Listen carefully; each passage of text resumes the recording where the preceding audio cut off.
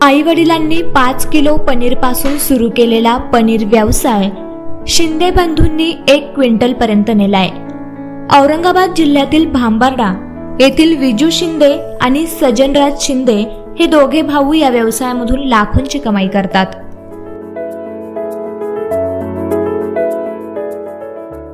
मी सजनराज शिंदे औरंगाबाद जिल्ह्यामधनं बोलतोय।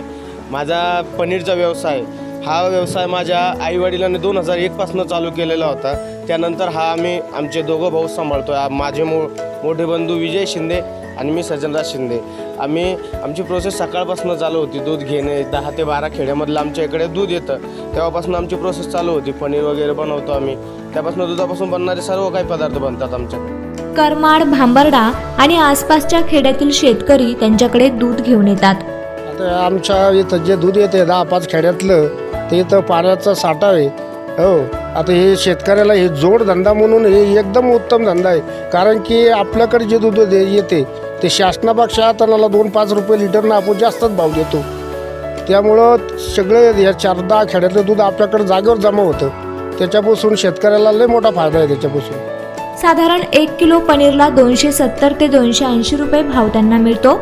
अशा प्रकारे दिवसाला 1 क्विंटल पनीर वेगवेगळ्या हॉटेलमध्ये ते विकतात। यामधून वर्षाकाठी त्यांना लाखोंची कमाई होते। शिंदे बंधूंच्या या पनीर व्यवसायामुळे शेतकऱ्यांना देखील नफा मिळतोय।